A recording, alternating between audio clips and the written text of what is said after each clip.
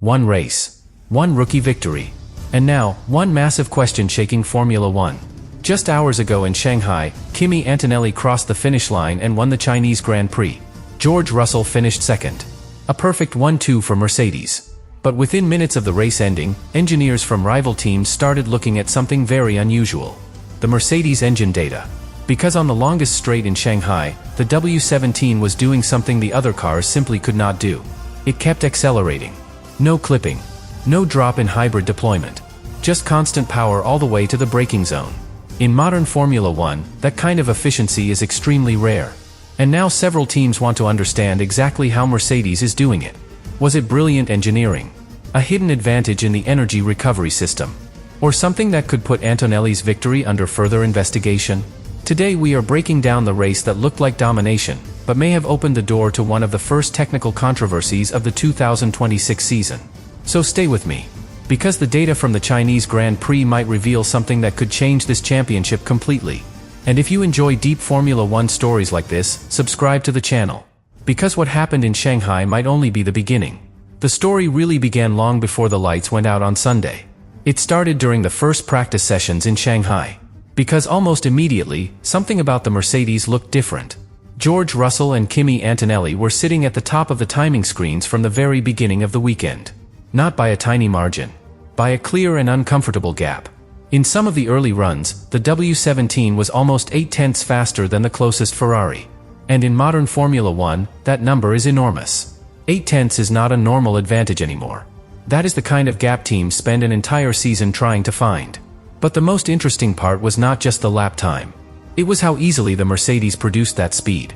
Through the fast sequence of turns 7, 8, and 9, the car looked completely stable. The front end was sharp. The rear stayed calm. No corrections from the drivers. No visible struggle. Just smooth, confident speed through one of the fastest sections of the circuit.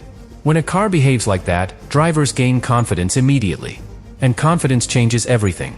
Because once a driver trusts the car, they begin pushing the limits much earlier in the lap. But the real mystery appeared somewhere else. The long Shanghai Straight. This is one of the longest full throttle sections in Formula One. More than 1 kilometer where the engine, the battery, and the hybrid system are working at maximum output. And this is exactly where engineers began noticing something unusual. Most Formula One cars experience what engineers call clipping near the end of that straight. That is the moment when the battery runs out of stored energy. The hybrid system stops delivering extra power. And the car suddenly loses acceleration before the braking zone. Ferrari showed it. McLaren showed it. Several teams showed it.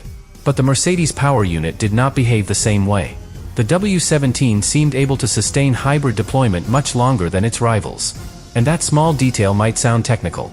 But in Formula One, that kind of efficiency can decide entire races. Because if your car keeps deploying energy while others run out, you gain speed exactly where overtakes happen. On the straight. At full throttle. And at that moment, inside the paddock, engineers began asking a quiet question. Is Mercedes simply more efficient this year? Or have they discovered something inside the power unit that the rest of the grid has not yet figured out?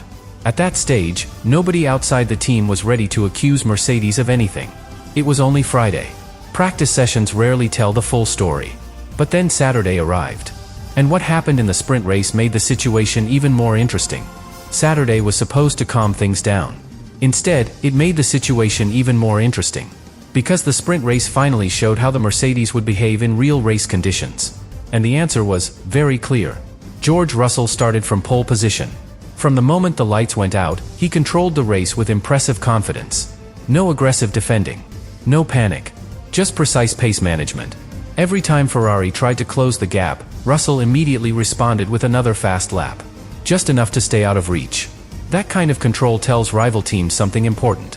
The car is not only fast. It is predictable. And when a Formula One car is predictable, drivers can push without fear. But the sprint race revealed something else too. Something that did not appear in the headlines at first. Kimi Antonelli.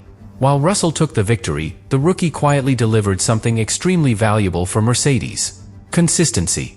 Lap after lap, Antonelli maintained stable pace. No sudden tire degradation.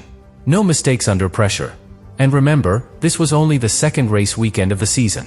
For a rookie to manage tires like that is rare. Very rare. And engineers inside the paddock noticed it immediately. Because when a young driver adapts to a new car that quickly, it usually means the car itself is extremely well balanced.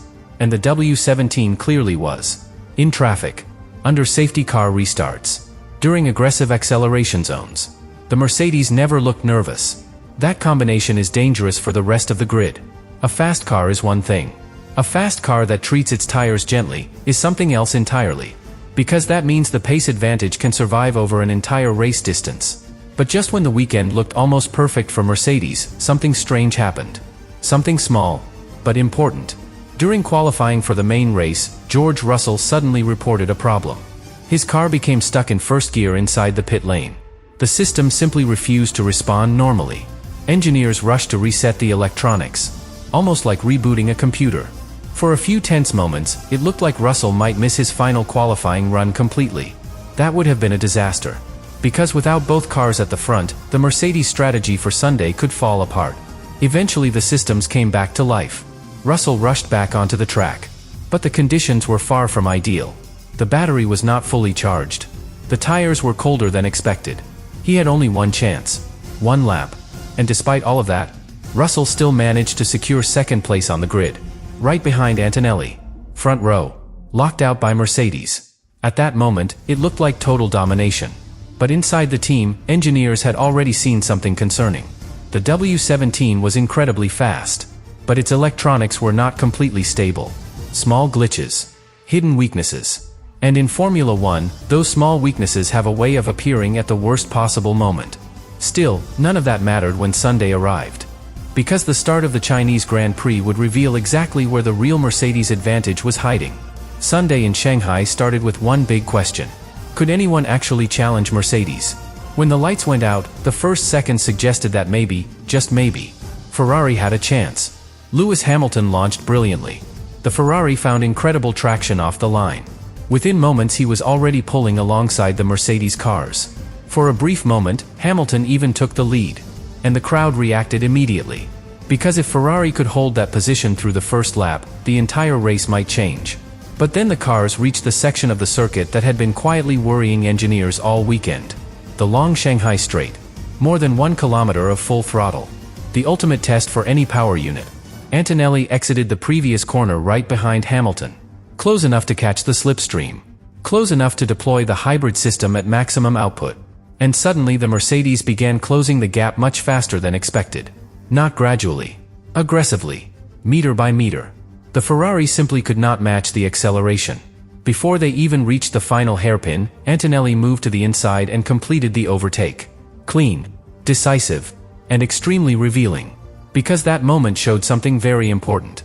The Mercedes engine was delivering power deeper into the straight than its rivals. While other cars began losing electrical deployment before the braking zone, the W17 kept pushing forward.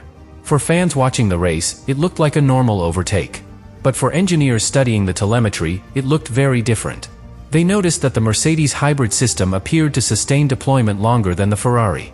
That means more acceleration exactly where it matters most.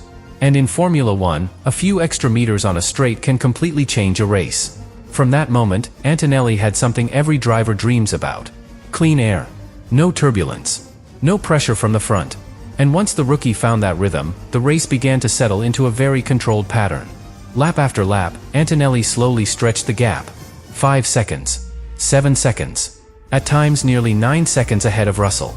Behind them, Ferrari tried to stay close. But every time they reduced the gap slightly, the Mercedes simply had another level of pace. The team on the pit wall understood something important. They did not need to take risks. Their car was already the fastest package on track. So the strategy became extremely conservative. Keep Antonelli in clean air. Cover Ferrari's pit stop windows. Protect the 1-2 finish. And the rookie delivered exactly what the team needed. Calm driving. Precise tire management. No unnecessary risks. Almost like a driver with 10 years of experience. But then, with only a few laps remaining, something small happened. A tiny mistake. Entering the final hairpin, Antonelli locked the front tire and damaged the rubber slightly. For a moment, the gap behind him began to shrink. And inside the Mercedes garage, engineers suddenly became nervous. Because even the smallest problem can change everything in Formula 1. Still, Antonelli kept control. He managed the final laps carefully. And when the checkered flag finally waved, the result looked perfect. Antonelli first, Russell second. A dominant 1-2 finish for Mercedes. But only minutes after the race ended, the real conversation began inside the paddock. Because several engineers had already started reviewing the telemetry data. And the numbers were raising a very uncomfortable question. How exactly is the Mercedes power unit able to deploy energy longer than everyone else?